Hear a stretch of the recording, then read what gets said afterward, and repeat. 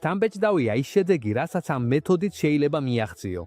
პატიოსნად რო ვთქვა, ეს ერთ-ერთი ყველაზე ეფექტური და საინტერესო მეთოდია, რაც კი ოდესმე გამომიცდია. ეს არც რთულია, არც იშვიათ პროდუქტებს საჭიროებს და ძალიან მარტივ რამეზია დაფუძნებული.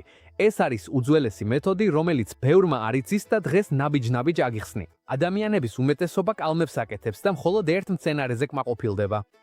ამოჭრიან თოდს, რგავენ მიწაში, ელოდებიან და მორჩა.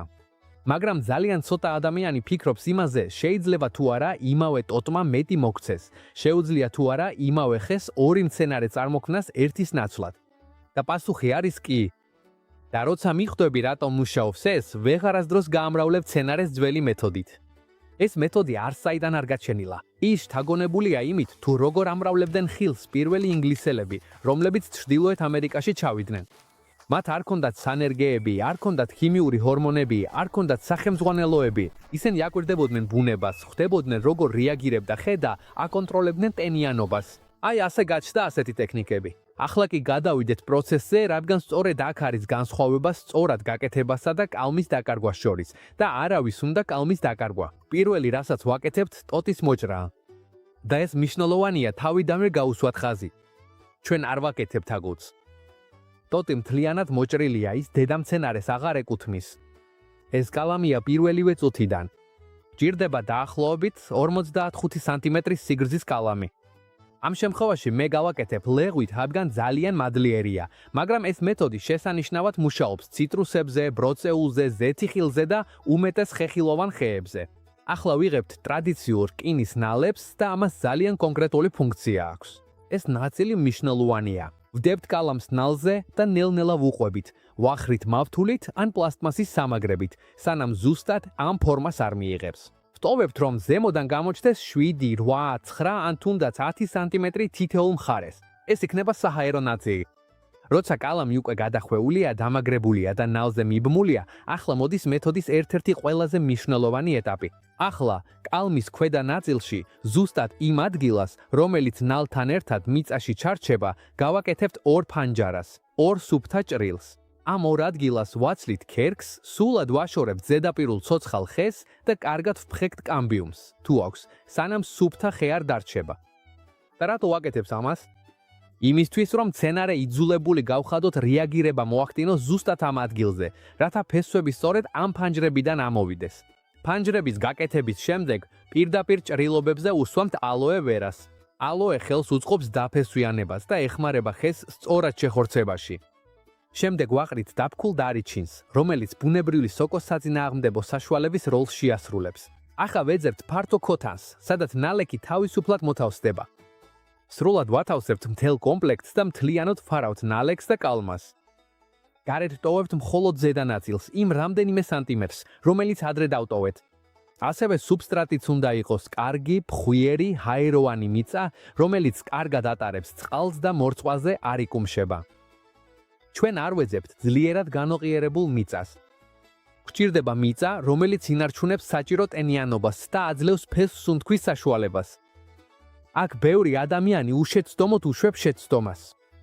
იყენებენ ძალიან მძიმე მიწას, ან ზედმეტად რწყავენ, ფიქრობენ, რომ ასე ეხმარებიან, მაგრამ სინამდვილეში მხოლოდ კალმის ლპობას იწვევენ. და ეს ძალიან მნიშვნელოვანია, სწორად გავიგოთ. კალამი წყლის ნაკლებობის გამო არ ყდება, ის ზედმეტი წყლის გამო იღუპება. დარგვის შემდეგ მორწყვა მინიმალური უნდა იყოს. მიწა ოდნავ ტენიანი უნდა იყოს, არა სველი, არა წყლით გაჟღენთილი. თუ თითს ჩაყობ და სიგრილეს იგრძნობ, ეს საკმარისია. სხვა არაფრის გაკეთება საჭირო არ არის. ახლა მოდის ძალიან მნიშვნელოვანი ნაწილი, რომელსაც ბევრი ადამიანი ტოვებს და მერე ვერ ხვდება რატომ ჩნდება სოკოები. სანამ პარკს დავხურავ და სათბურის ეფექტს შევქმნით, უნდა გამოვიყენოთ ბუნებრივი სოკოს საწინააღმდეგო საშუალება. არაფერი ქიმიური, არაფერი უცნაური. ეს ძალიან მარტივად კეთდება. 1 ლიტრი წყალი, 1 მწიკვი დარიჩინი, კარგად ურევთ და შემდეგ ყავის ფილტრით ან თხელი ნაჭრით წურავთ. ამ ნაზავს ასხამთ შესასხურებელში და ასხურებთ კალმის მთელ ზედა ნაწილს. ეს ძალიან მნიშვნელოვანია, რადგან მინისადბურში ტენიანობა ძალიან მაღალი რჩება და ტენიანობა პრევენციის გარეშე სოკოების იდეალური გარემოა. 2-3 დღეში ერთხელ ცოტა ხნით ხსნით, თავიდან ვასხურებთ და ისევ ხურავთ. ეს არაფერს გვიჯდება და პრობლემების 90%-ს აგვარიდებს. როცა ყველაფერს ბუნებრივი სოკოს საწინააღმდეგო საშუალებით დავასხურებთ, მთლიანად ვფარავთ კომპოზიციას პლასტმასის პარკით, შეიძლება გამჭვირვალე ან თეთრი იყოს.